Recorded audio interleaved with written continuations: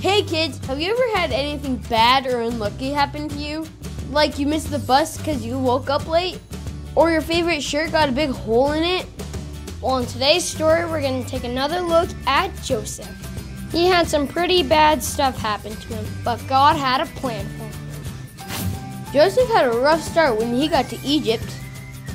In our last story, Joseph got sold into slavery by his jealous brothers, and a guy from Egypt bought him. The guy who bought him was named Potiphar. Potiphar worked for Pharaoh, and he really liked Joseph.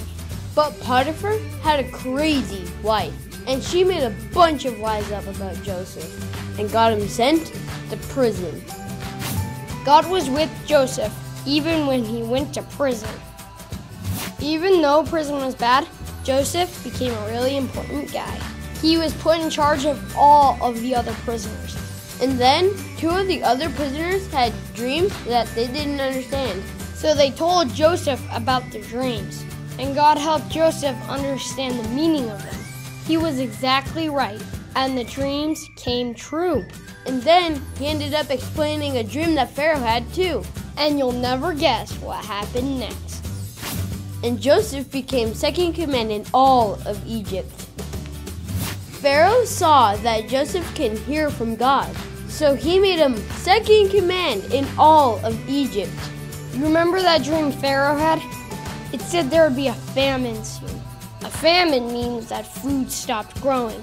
So Pharaoh put Joseph in charge of saving up a lot of food. So when the famine came, Egypt was prepared.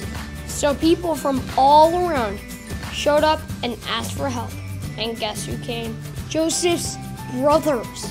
At first, they didn't recognize him because they thought he was dead. But Joseph told them who he was, and they all made up. And kids, we can learn an important lesson from this.